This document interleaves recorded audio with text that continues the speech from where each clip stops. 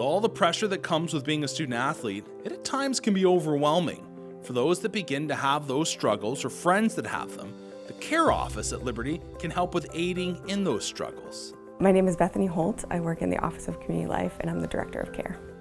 What does CARE stand for, and what exactly is the CARE office? CARE stands for Collaborate, Assess, Resource, and Empower, and it essentially encompasses two functions. So we have a CARE team, which is made up of dedicated professionals from around campus that are representatives for those areas, and we meet together primarily to conduct threat assessment. So that's kind of the primary campus safety aspect that we exist for, but we also have what we call our case management program, which kind of functions in collaboration with the CARE team, and so that is more our resourcing arm of CARE, and so we get referrals for students that may be exhibiting concerning behaviors, and it's just our opportunity to kind of join with them, learn more about their story, and figure out what resources we have on campus and sometimes off campus that may be helpful to them in kind of getting them the help that they need or kind of meeting their specific needs. Does the CARE office provide counseling? CARE does not provide counseling. We do work very closely with Student Counseling Services, which is staffed with professional counselors. Our role is more to be involved with holistic student issues, so not just mental health specifically, but it could be spiritual or relational, including mental, but also just kind of the broader issues that students may be experiencing. What should I do if I observe concerning behavior in myself, a friend, or a classmate?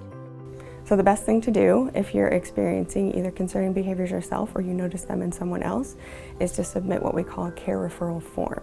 And so you can do that on our website, which is www.liberty.edu/care. And you'll see this beautiful button that says make a referral. And so that's probably the best way you can submit kind of your concerns to us.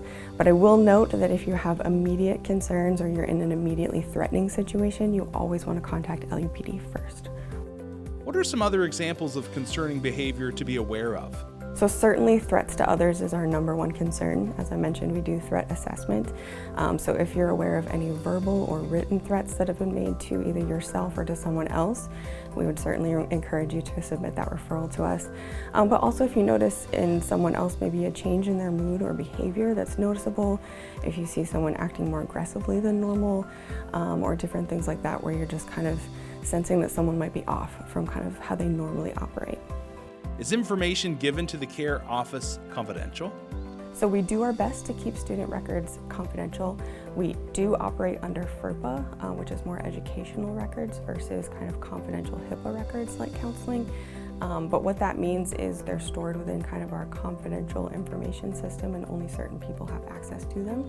I will say in the role of what we do with case management, sometimes we will share student information, but that's only in the interest of helping serve that student. So if it would be important for us to communicate with professors on their behalf, or even hall leadership or something like that, those would be instances where we may perhaps share some of their information, but it's usually always done with their knowledge.